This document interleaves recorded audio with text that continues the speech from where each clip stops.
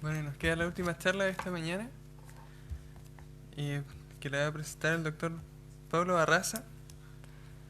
Y él tiene un doctorado en psicología de la Pontificia Universidad Católica de Chile. Y bueno, actualmente trabaja en el Centro Avanzado eh, de Investigación, Centro de Investigación Avanzado en Educación, perdón, de la Universidad de Chile. Y, bueno, también profesor de la universidad.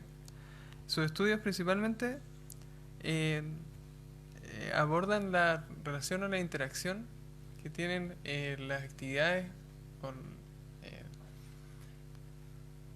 en el cerebro entre pares que están interactuando socialmente. Bueno, parte de eso nos vas a presentar ahora. Adelante, Pablo, muchas gracias.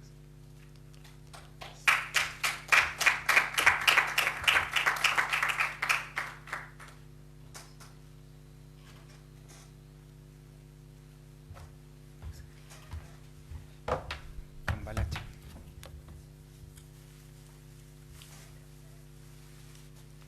Hay que sacar esa presentación primero, ¿cierto? Sí.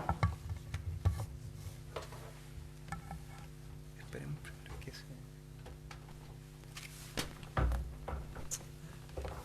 Es con audio. Hay algunos videillos, sí, pero ya lo probamos, así que... Viene con música. Sí, viene con fiesta. Hay que conectarlo. ¿Tienes? ¿Te conecto, no? Sí, dale.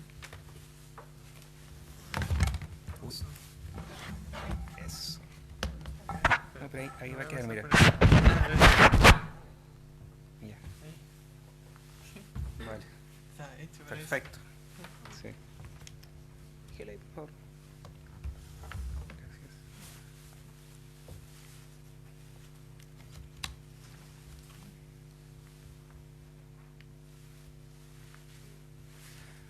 Bueno, primero, gracias por la invitación y hacer algunas observaciones al principio de que yo voy a hablar más bien de neurociencias cognitivas, quizás nada de robótica, y ahí está lo bueno porque ustedes que saben más de robótica pueden ir haciendo los enlaces y enseñarme a mí también. Yo vengo a aprender, he aprendido harto esta mañana. Y les voy a hablar básicamente de cognición social y de sincronía entre cerebros. Quiero contarles primero de dónde viene un poco este interés. Hay un trabajo antiguo de Thompson y Varela en donde hacen propuestas para una neurociencia cognitiva del futuro. Y la primera tenía que ver con el tema de la conciencia y cómo mapear este estudio, el estudio de la conciencia a nivel ya neural. Ustedes saben que Francisco Varela murió joven, así que alcanzó a avanzar en estos dos puntos, básicamente los dos primeros puntos que están enmarcados ahí en amarillo. Y lo que propuso básicamente fue una hipótesis de trabajo, que es la hipótesis de la sincronía neural, que me imagino que ustedes la conocen. Básicamente tiene que ver con la idea de que si tomamos registro de la actividad cerebral de una parte de nuestro cerebro y de otra, hay ciertos momentos en los que esta actividad pareciera ser cada uno sus cosas por su lado, mientras que hay otros momentos en los que parecen hablar el mismo idioma, o coordinarse, o sincronizarse. De esto hay un montón de evidencia ya, por ejemplo, en este trabajo antiguo de Eugenio Rodríguez, con el que colaboro. Él les presentaba este tipo de caras, las Muniface. ¿Ustedes ven aquí un perfil? ¿Logran ver un perfil? Ahora, si yo invierto esta imagen, casi que veo puras manchas, pero en realidad es una cara invertida. Es la misma, pero invertida. Imagínense esto presentado, ¿cierto? Así, al orden de 200 milisegundos cada imagen. Uno en este tipo de imágenes alcanza a ver una cara y en este alcanza solamente a ver puras manchas. Ahora, lo que es interesante es que cuando nosotros percibimos en esta imagen una cara, aparecen dos momentos de sincronía entre pares de electrodos. uno que está acá cerca de los 200 milisegundos.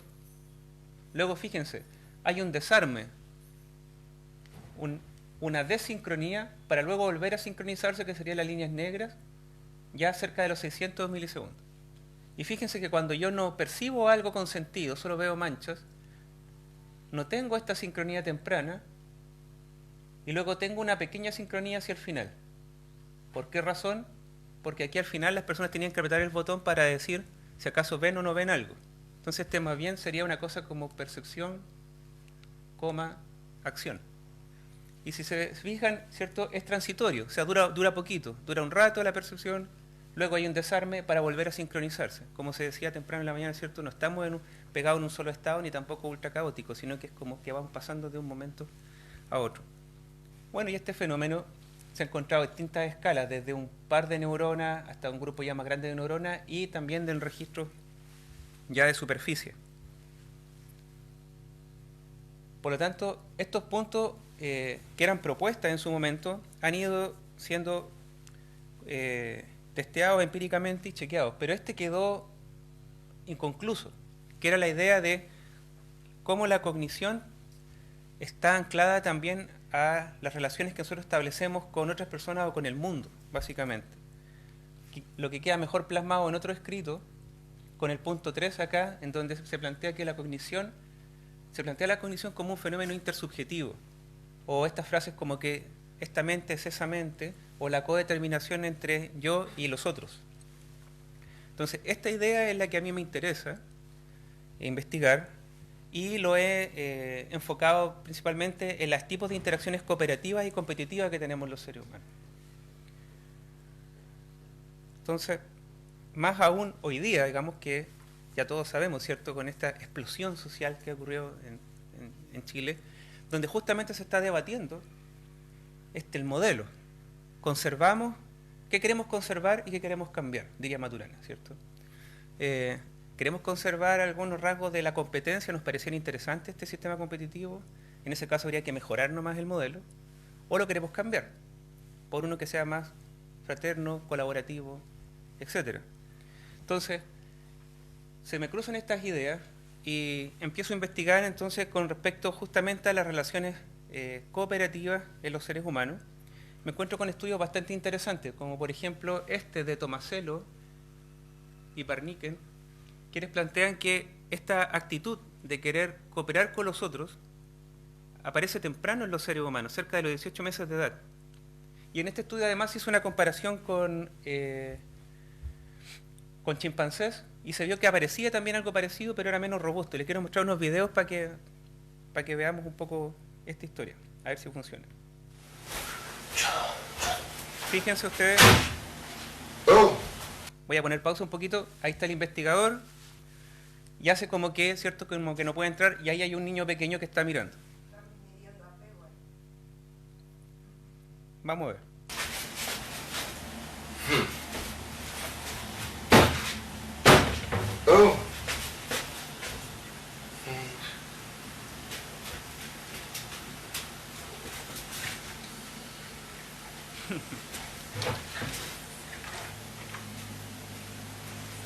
¿Yo?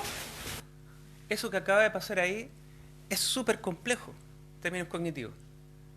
Muy complejo, aunque nos parezca sencillo. Porque lo que está haciendo el niño de alguna manera, de manera rudimentaria a su edad, es tratando de entender de que el otro tiene un objetivo que no está siendo cumplido, por lo tanto yo puedo ir y ayudar en algo. Es súper complejo.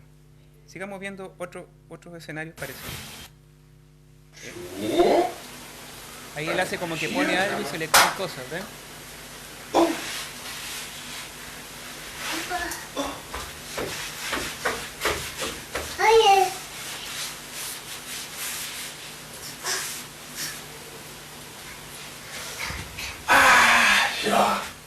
¿Lo notaron? De nuevo, súper complejo como habilidad.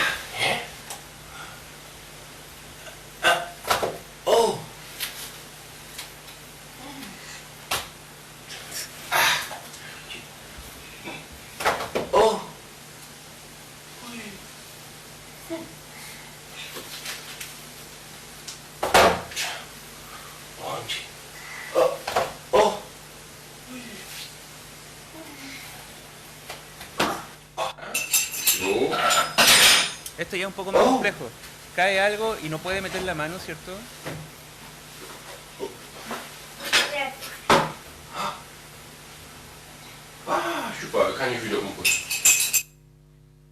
Bueno, como les decía, ¿cierto? Esto implica un cierto ejercicio de lo que se conoce hoy día como mentalización o teoría de la mente. O sea, que yo puedo tratar de entender la intención del otro y ayudar ahí. Y eso lo estamos haciendo desde muy pequeño. Miren qué pasa cuando se hacen ejercicios similares con monos.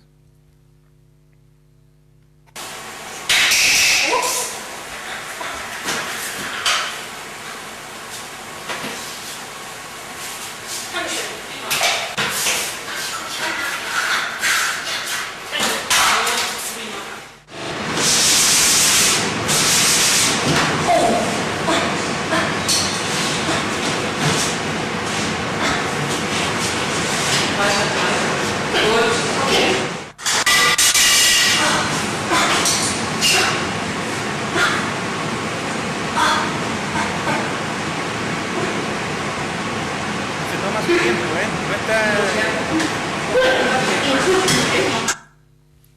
Tenemos ciertas similitudes, pero notamos de alguna manera que la interacción entre los seres humanos, ¿cierto?, es un poquito más eficiente.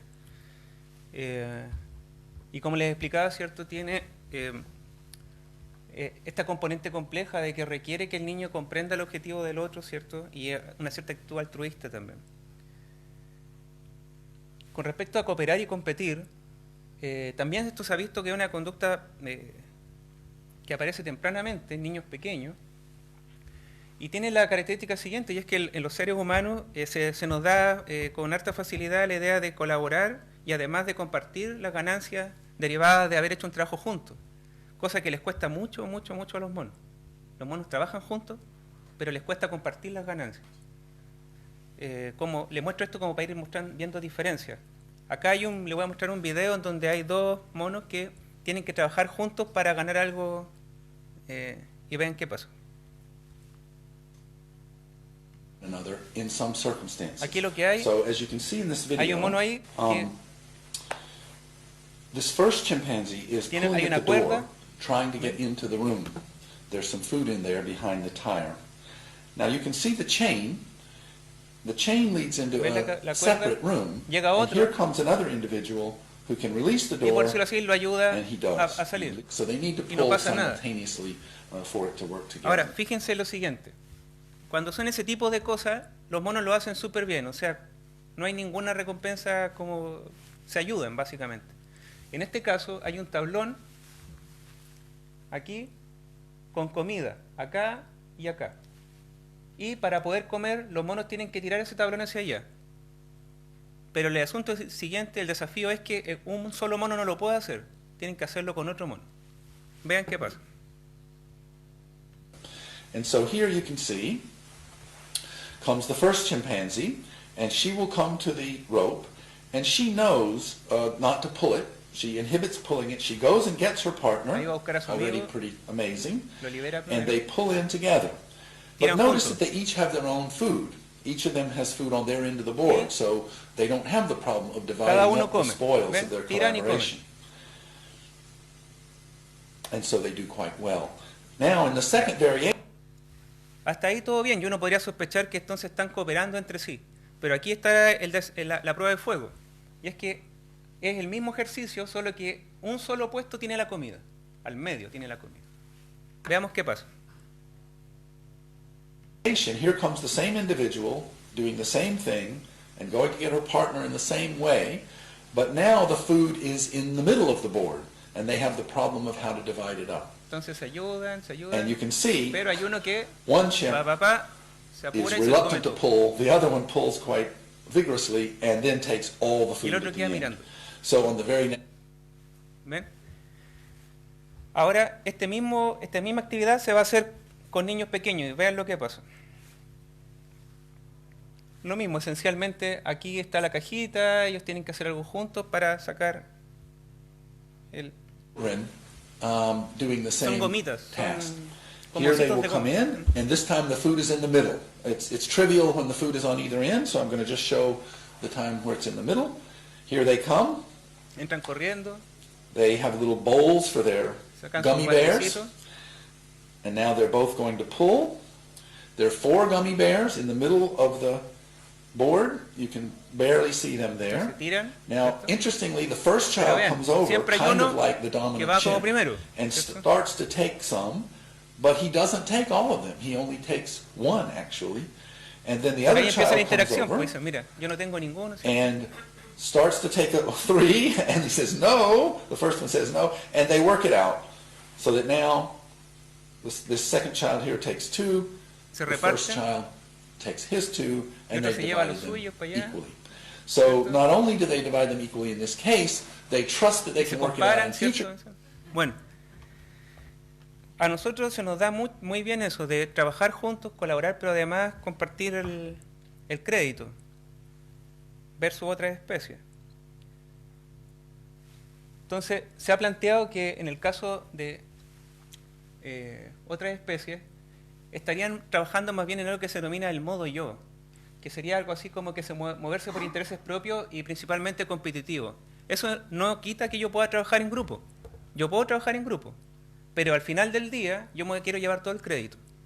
Cualquier parecido con la realidad nacional, ¿cierto?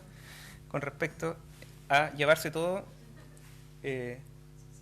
versus nosotros que tenemos un switch que podemos movernos desde el modo yo al modo nosotros y viceversa. El modo nosotros sería la posibilidad, la capacidad que tenemos nosotros de elaborar metas comunes o de trabajar sobre intenciones compartidas.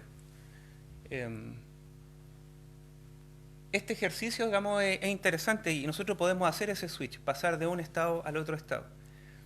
Y a mí en particular me interesa bastante el modo nosotros, justamente, el we mode, por esta idea de la intencionalidad compartida, de la capacidad que tenemos nosotros de, en pocos ensayos, empezar a coordinar acciones, pero no solamente acciones motoras, sino que también cognitivamente nos empezamos a coordinar. Entonces ahí es donde surge la pregunta de los estudios que hemos estado haciendo en el laboratorio, que tiene que ver con, por ejemplo, en esta escena, una escena social, hay ciertas regiones del cerebro que van a estar activas, por ejemplo, empatía, las regiones de mentalización, motivación o sistema espejo. Entonces la pregunta que nos hacemos es cómo los cerebros de estas personas que están en interacción corregulan toda esta sinfonía de percepciones, emociones, pensamientos, acciones que surgen entre ellos durante las dinámicas sociales, o cuáles son los mecanismos estos neurales que seleccionan y coordinan la actividad cerebral de personas que están interactuando. Ese es lo que para mí es misterioso. ¿Cómo puede ocurrir eso? Entonces, junto con Eugenio Rodríguez de la Católica, nos hemos puesto de tarea de esta hipótesis de trabajo que es como el acoplamiento cognitivo. Y tenemos estos principios, por ejemplo, dado que los seres humanos tenemos la particularidad de poder coordinar acciones con otros en torno a intenciones compartidas, esto que hablamos de planificar metas comunes y trabajar en torno a ello, durante este tipo de interacciones sociales la variable relevante ya no es la actividad de una sola persona, no estamos como unidades independientes, sino que es lo que yo les hablaba, la naturaleza dinámica de los enlaces conductuales que se establecen entre ellas, o sea, el we mode es lo más importante. Y además pensamos que esto puede estar ocurriendo en múltiples bandas de frecuencia. En términos más gráficos, la idea sería la siguiente: cuando dos personas están haciendo cosas distintas, una está mirando su celular, otra está leyendo por allá, qué sé yo, si registráramos su actividad cerebral, veríamos como que cada cerebro está haciendo sus cosas aparte. Pero nosotros sospechamos, hipotetizamos, que cuando nosotros estamos coordinados en una acción conjunta, especialmente de corte cooperativo, lo que pensamos nosotros es que la dinámica de los cerebros también se acopla. Esa es la que nosotros proponemos. Ahora, poder llevar a cabo estudios empíricos hasta hace un tiempo atrás era súper difícil, porque nosotros hacemos estudios siempre de una persona separada, aislada, en el laboratorio. Por ejemplo, en este caso con el EEG o con la MEC o el resonador, siempre hay una sola persona. Y todos estos fenómenos de los que hemos estado conversando son personas en interacción, tal cual como aparece aquí, por ejemplo, en una sala de clase. Entonces, recién en el 2002 aparece un estudio en donde se plantea el concepto del hiperscanning, que era la idea de poder registrar simultáneamente a dos personas, registrar su actividad cerebral simultáneamente, mientras están interactuando. Y se hizo así. Y ustedes ven que es nada ecológico, o sea, una persona acostada por allá, otra por acá, ¿cierto? Tratando de realizar una tarea juntos mirando un video. Bueno, esto ha mejorado, o sea, por suerte. No tanto quizás para el MRI, ¿cierto? Poco incómodo estar con el otro así pegado, ¿cierto? O en la MEC, por ejemplo, así, el bebé y su madre. Ya, por ejemplo, esto es un poquito más ecológico, ¿cierto? Registros de eje jugando cartas. Un juego de cartas tiene hartas complejidades. Por ejemplo, en este caso, estos dos son las parejas así cruzados y tienen que hacerse gestos, ¿cierto?, para ganarle a la otra pareja. Tienes mezclado cooperación con competencia. Coopero con mi compañero, pero para ganarle a los otros. O con estas máquinas que se llaman NIRS también, mientras están resolviendo un puzzle. O ya máquinas como esta, como la que tenemos nosotros en el laboratorio, que son para hacer registros de alta densidad de eje, pero wireless. O sea, yo me puedo poner la gorra aquí y puedo caminar para allá, para acá, sin necesariamente estar enchufado a los amplificadores y a la pared. Bueno, estudios al respecto de personas en interacción se han hecho y los resultados van más o menos en esta línea. Por ejemplo, esto es un estudio del 2004, en donde se puso a personas a mirar una película juntos. Y lo que resultó era algo más o menos esperable y obvio. O sea, las regiones occipitales estaban activas en las dos personas mientras veían la misma película. ¿Vale? Nada interesante ahí, ¿cierto? Nada nuevo. Este ya un poquito más complejo. Se usaron gorras de electroencefalografía, ustedes ven ahí, ¿cierto? Entre dos guitarristas. Se les pedía a estas dos personas que tocaran la misma pieza musical en el mismo momento. ¿Ok? Y en el gráfico que ustedes ven acá, estos son la cabeza del guitarrista 1, la cabeza del guitarrista 2, los electrodos, y ustedes ven unas altas líneas que van para un lado para el otro, que representaría como sincronía entre cerebros. En estas cartas que están acá, la línea blanca representa el momento en que se les da la partida para que empiecen a tocar juntos. Y esos manchones rojos serían los momentos de sincronía entre ellos mientras están tocando la misma melodía. Esto, aunque más complejo, es parecido a ver tele juntos. O sea, estamos haciendo la misma acción. Es esperable, ¿cierto?, que los sistemas estén también más o menos activos de manera similar. Ahora, lo que les llamó la atención a los investigadores en este estudio es este manchón que está justo antes de que se les dé la partida para que empiecen a tocar. ¿Por qué estaban tan coordinados desde antes? Y cuando miraron el video los investigadores se dieron cuenta que antes de que empezara a tocar y se les pedía que estuvieran así mirándose quietos, uno de los dos hacía un pequeño gesto, o sea, como falta poco para que nos den la partida. Bastaba eso para que ya entraran en coordinación. También hay estudios de este tipo, por ejemplo, en donde se le pide a una persona que haga gestos con la mano y el otro trate de imitarlos, ¿vale? Y cada vez que caen en coordinación, o sea, hacen los mismos gestos, más o menos en un marco temporal similar, también se ve sincronía entre cerebros, como se puede mostrar acá. Ahora, aquí nosotros con Eugenio teníamos una crítica. ¿Y cuál era la crítica? Es que, aunque interesante, la gran mayoría de estos estudios que se han conducido se enfocan en analizar momentos de acoplamiento cognitivo, pero guiados por estímulos externos, como en este caso, ¿cierto?, o por imitación. Los resultados en general son en baja frecuencia. ¿Por qué teníamos una crítica aquí? Porque si lo que vemos como sincronía entre cerebros está guiado por un agente externo o por la simple imitación, uno podría pensar entonces que eso que estamos observando como sincronía entre cerebros es simplemente un epifenómeno. ¿Sí? O sea, un fenómeno accesorio derivado de que estamos en el fondo haciendo la misma cosa, ¿cierto? Entonces ahí fue que se nos ocurrió hacer un estudio en donde pudiéramos controlar eso y ver si acaso eso que estamos observando como sincronía entre cerebros es simplemente la acción coordinada, ¿cierto?, de estar haciendo lo mismo, o es algo más. Entonces hicimos el siguiente estudio. Pusimos a parejas hombre-mujer, registramos, como se ve aquí en el gráfico, ¿cierto?, su actividad cerebral, mientras hacían una tarea muy sencilla de tiempo de reacción. Las personas tenían que ver la pantalla, aparecía un anillo gris, cuando se ponía verde el anillo, ¡pum!, tenían que apretar el botón. Así de sencilla la tarea. Ahora, esta tarea la podían hacer en modalidad cooperativa o competitiva. En la modalidad cooperativa ganaban puntos como dupla si apretaban el botón mejor que un threshold que se les establecía a priori, ¿vale? En la modalidad competitiva es obvio, el que apretaba primero, aunque sea un milisegundo más rápido, ganaba los puntos. Y además, se les dijo que la sumatoria de puntos que obtuvieran al final del estudio se transformaba en dinero de verdad. Así que estaban súper motivados por hacerlo bien. Y además hicimos un estudio control, que era que una de las dos personas, por ejemplo, esta persona estaba apretando, haciendo la tarea y este simplemente miraba, ¿vale? Justamente para controlar el hecho de estar haciendo lo mismo, ¿ya? Aquí les muestro un poquito más grande la tarea. Después de que apretaban el botón, ellos tanto en cooperación como en competencia tienen un feedback. El feedback les dice quién de los dos fue más lento, fue más rápido y si ganaron puntos o perdieron puntos, ¿vale? Y en competencia lo mismo, el feedback les dice quién ganó, quién perdió y quién fue más rápido, quién fue más lento. Y una cosa que es importante destacar es que lo hicimos en 2 bloques. Primer bloque de 30 ensayos, descanso, y un segundo bloque de 30 ensayos. Y también señalar esto, que lo interesante de este diseño es que la estimulación sensorial permanece constante durante las tareas. O sea, tanto cooperando como compitiendo, la estimulación y lo que tienen que hacer con las manos las personas es lo mismo. Por lo tanto, lo único que variaba entre ambas tareas era la intención con que las duplas hacían el ejercicio. En un caso yo quiero colaborar contigo para ganar puntos juntos como dupla, y en otro yo simplemente te quiero derrotar. ¿Ok? Esta parte va a ser crucial después para el análisis de los datos. ¿Cómo vamos de tiempo? Ya, estoy perfecto.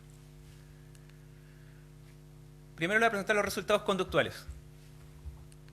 Los conductuales, más o menos lo que esperábamos. Por ejemplo, estos son los tiempos de reacción de las duplas, cooperando, compitiendo o en la tarea individual. Y ustedes lo que pueden ver es que compitiendo las duplas eran mucho más rápidas apretando el botón. O sea, eso era más o menos, ¿cierto?, esperable. O sea, la toma de decisión es mucho más rápida. También evaluamos el delta de los tiempos de reacción entre las dos personas para ver cuán simultánea había sido la respuesta entre personas. Y ustedes pueden ver que ahí no hay diferencia significativa entre cooperar y competir en cuanto a la simultaneidad de la respuesta. También evaluamos los tiempos de reacción por bloque. Y en términos de la competencia observamos que las personas se van haciendo cada vez más rápidas para responder a medida que va pasando el estudio. Y esto, el PWT, es el accuracy, básicamente, en la tarea de cooperación. Cuán buenos eran para cooperar las duplas. Y aquí lo que vemos interesante es que las duplas se hacen mejores cooperando en el tiempo. De hecho, no traje ahora ese gráfico, pero tenemos un gráfico en donde lo que nosotros vemos es que en el primer bloque las personas alcanzan van avanzando de a poco, trial a trial, ¿cierto?, mejorando su accuracy, y llegan a cierto punto. Viene el descanso, y lo que nos pareció sorprendente es que al empezar el segundo bloque no es que partan desde el mismo punto cero donde partieron en el primer bloque, sino que parten casi desde donde se quedaron, ¿me explico?, en los aciertos, y de ahí siguen subiendo. O sea, hay un cierto factor de aprendizaje para cooperar. Y eso es interesante porque si uno mira estos datos conductuales, que son los más sencillos del mundo, uno podría sospechar de que para competir estamos listos desde el trial 1, pero para cooperar necesitamos tiempo. Tienen que darnos tiempo para poder entablar una cierta relación de cooperación. En términos de la actividad electroencefalográfica, observamos lo siguiente. Esto es baja frecuencia. Y miren qué interesante, en baja frecuencia observamos que había alta sincronía entre cerebros, tanto cooperando como compitiendo, incluso algo más densa compitiendo que cooperando, que es un poco en la línea de los resultados previos.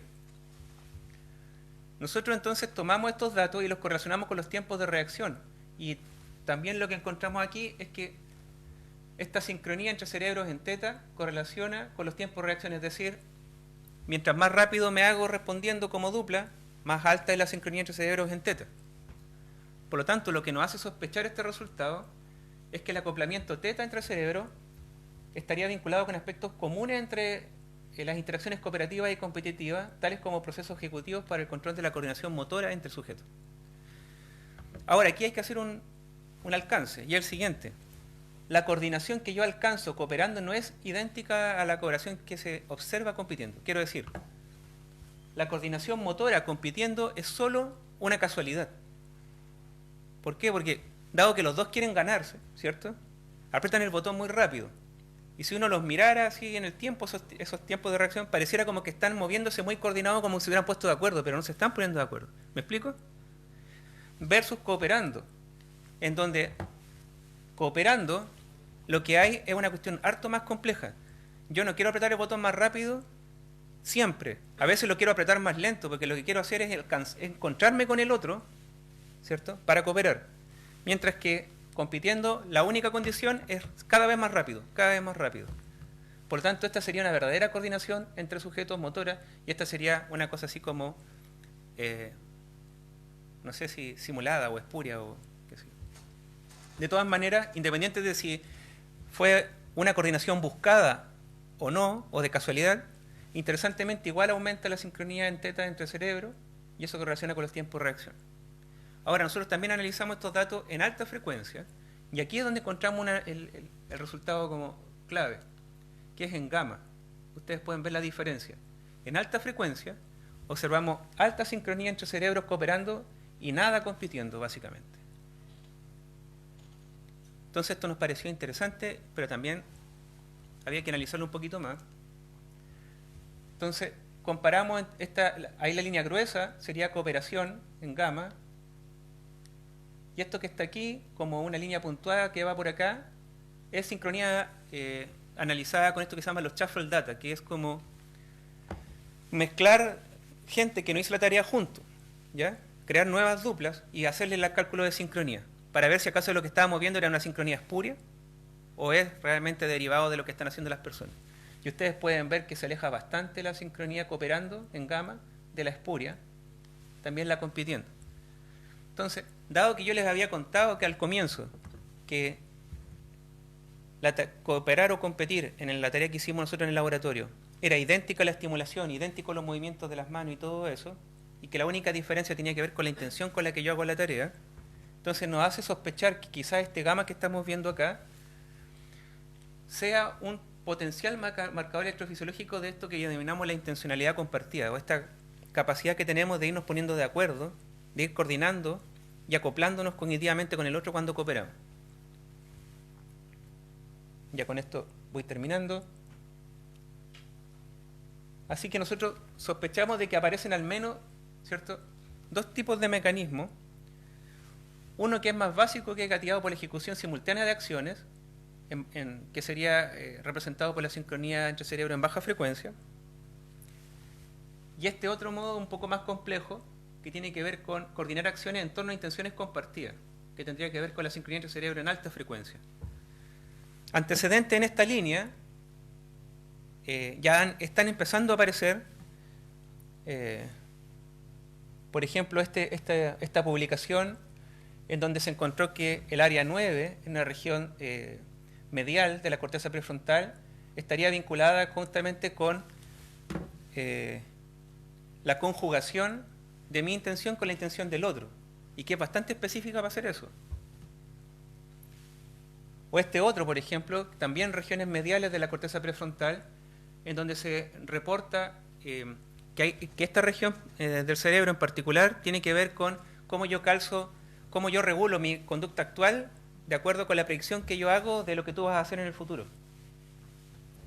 E incluso esto es del año 2019, el año pasado, este estudio que se hizo con monos y con electrodos implantados, donde se encontró algo así como las Joint Action Cells, o sea, las células de la acción conjunta, que son un grupo de células de la corteza premotora dorsal del mono, que se activaban solo cuando los monos trabajaban juntos.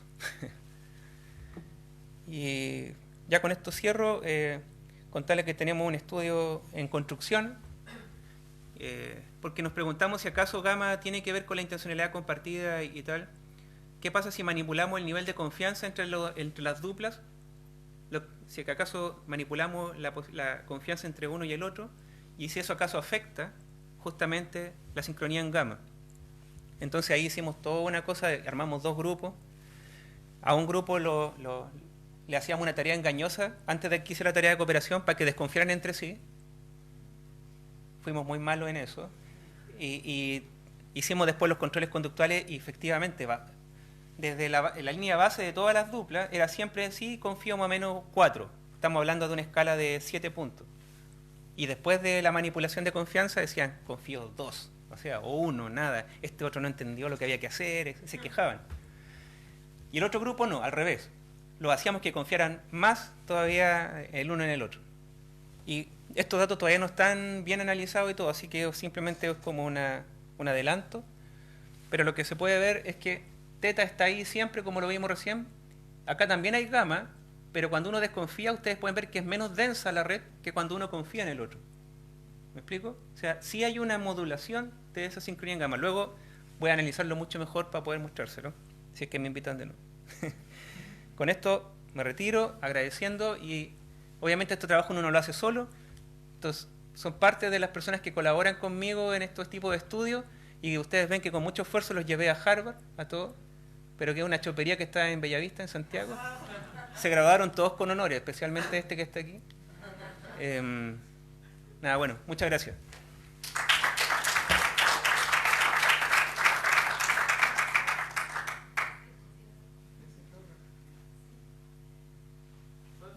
¿Sí?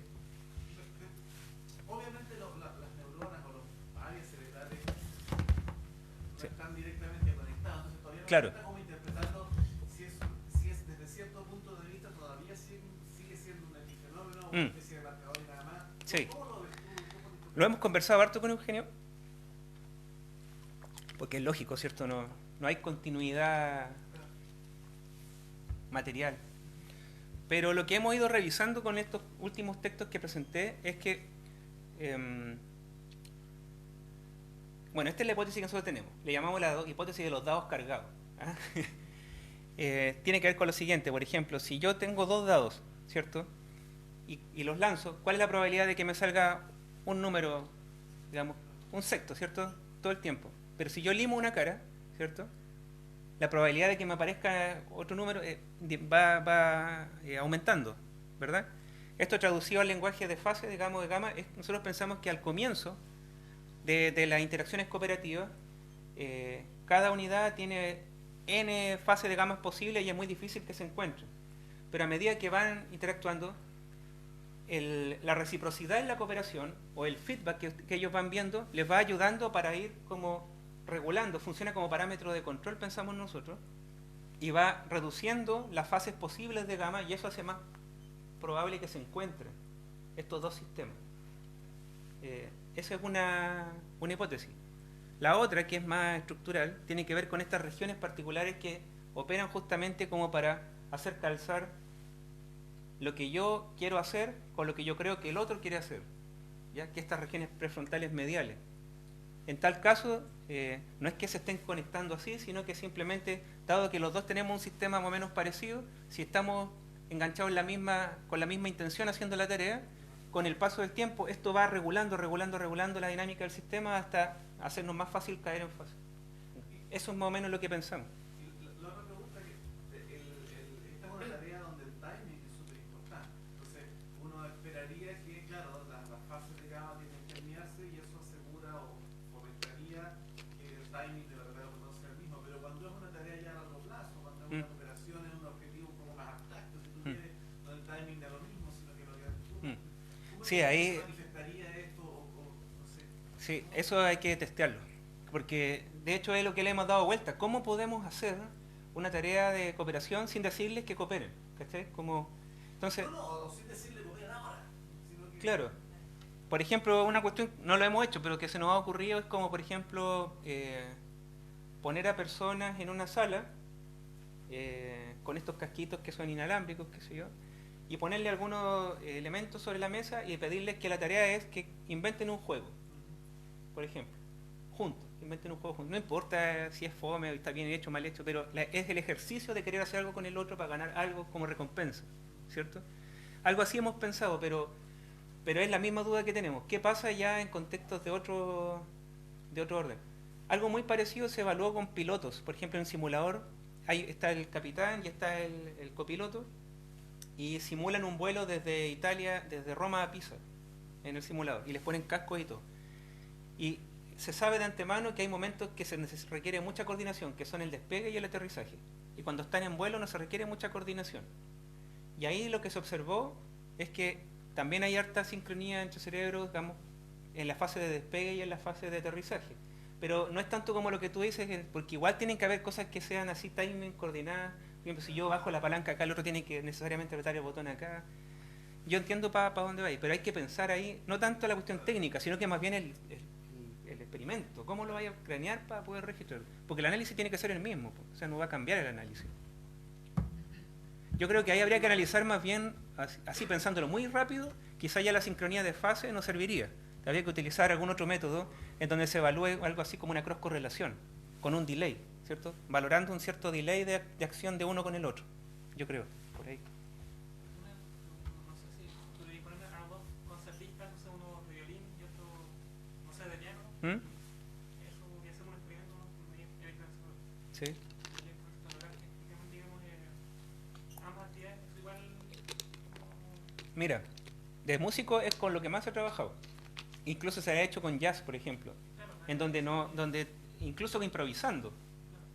Y también se encuentra, porque parece que tiene que ver, hay una cuestión, hay un tipo de coordinación entre cerebro que tiene que ver con hacer lo mismo y otra que tiene que ver con estar cognitivamente haciendo lo mismo, que es distinto. ¿Cachai? Quiero saber si existe alguna diferencia en la performance de colaboración o competencia entre géneros en este experimento u otro que se haya observado en las duplas. Conozco un solo estudio que hizo algo así, y lo hicieron con esta maquinita que es el NIRS, que es una máquina que lo que intenta es encontrar como estructura, y compararon duplas hombre-hombre, mujer-mujer y mixtas. Y lo que se encontró, no sé, así fue lo que dio, es que eran mejores para cooperar cuando eran mixtas, luego hombre-hombre y después mujer-mujer. ¿Por qué? No tengo la menor idea. Y en tu caso, ¿tú intencionas las duplas? ¿Cómo? ¿Intencionas en género las duplas? O sea, yo tomando ese estudio hice duplas mixtas. O sea, básicamente no hice después los testeos hombre-hombre, mujer-mujer. Por ejemplo, en el caso del estudio que está en construcción, que es el de confianza, esos últimos datos que les mostré, solo usé duplas hombre-hombre, por ejemplo. ¿Por qué? Porque hay otros estudios de neuroimagen que muestran que cuando a un hombre lo defraudan, no sé si me voy a meter aquí en... voy a pensar muy bien lo que voy a decir. No. ¿Dónde está el streaming? Lo digo a la cámara. No, el asunto es el siguiente. Voy a ser más estricto, pegado al dato. Cuando a un hombre o a una mujer lo defraudaban en este estudio, en ambos casos la ínsula se activa. Bueno, tendría que explicar un poco más largo. Consiste en lo siguiente, que se hace un juego primero con un confederado, y el confederado, igual como lo hice yo, a veces buena onda, a veces mala onda. ¿Ya? Cuando el confederado era mala onda, y luego a la persona que está siendo estudiada la mete en el resonador, le muestran una imagen del confederado poniéndole electricidad en la mano. ¿Ya? Entonces, cuando fue mala onda conmigo, tanto hombres como mujeres se activa la ínsula en ese caso, en el sentido diciendo, qué bueno que te estén dando golpe eléctrico. Pero en el hombre además se activó, aparte de la ínsula, se activó el núcleo accumbens o algo así, que parece que tiene que ver con la recompensa. Entonces, en el caso del hombre parece que era como, no estoy ni ahí que estés sufriendo, pero además quiero que pagues. Es como... Pero no estoy seguro qué pasaría si fuera mujer-mujer, por ejemplo. ¿Cachai? Porque ese estudio era siempre mixto. El confederado es siempre un hombre. Entonces, tomando esos antecedentes nomás, dije yo, bueno, voy a tomar al hombre porque parece que son más picados. Más que nada eso. O sea, para que me funcionara el tema de la manipulación de la confianza. Eso es lo que... Pero todavía me queda dando vuelta qué pasaría si lo hiciera mujer-mujer o hombre-mujer. Pero era muy difícil hacerlo, no es de flojo, era muy difícil porque juntar duplas, nosotros hicimos 80 duplas, por ejemplo. Imagínate, tendría que replicar 80 más y 80 más de la otro tipo, olvídate. Coordinar gente para que lleguen a la misma hora al laboratorio es una cuestión súper complicada. Yo te quería preguntar si sabes de qué depende la elección del modo que predomina, o si predomina algún modo. ¿Cómo llama eso? No entendí. El modo, El modo yo y el modo nosotros. Ah, claro, si hay algún factor que date que algo predomine en un humano o en un mono Ya. de la competitividad o de que alguien sea más cooperativo. mira, no conozco estudios así exactos que respondan a la pregunta que me estás haciendo, pero sí conozco unos estudios que se ha hecho con niños, porque esta es la pregunta antigua filosófica, si el hombre nace bueno y la sociedad lo corrompe, ¿cierto? O si en realidad es súper malo y la sociedad lo adoctrina, básicamente, lo restringe. Entonces, según Tomasello, parece que uno parte teniendo como buena disposición. O sea, uno parte como cooperando con todo hasta que aprendes lo que te defraude. Que no todos actúan como tú, básicamente. La primera o segunda vez que ya te defraudan, ya empiezas a ser más selectivo. Entonces, no dejas de cooperar, pero tomas ciertos recaudos antes de abrirte así. Entonces, eso es como el único antecedente que tengo de lo que sí es que podemos switchar, pues podemos pasar nosotros de uno al otro, o sea, tranquilamente. Y ojo que cooperar y competir, ambas son conductas súper adaptativas para los seres humanos. No es que una es buena y la otra es mala, ¿fijáis? Son las dos súper adaptativas. El tema es cuando justamente se carga para un solo lado la conducta. Gracias. Sí. ¿Y algún, no sé, estudio que estudie a pequeños o a lactantes compitiendo con actitudes como, no sé, de competencia? No lo he visto nunca. No lo he visto. No he visto. No, de eso no tengo ni un antecedente. Lo más son estos de 18 meses que mostré, como dato de más chiquitito. Pablo, tengo una pregunta contigo. Sí. En tus resultados de desempeño, cuando competían, era como que le ponían más ganas. ¿No? Eso entendían en algún momento, rompían mejor los tiempos, algo así, como que apretaban más rápido el botón en competencia. Claro. Lo que sucede es que, claro, como el punto te lo vas a ganar si aprietas más rápido el botón que el otro, Sí.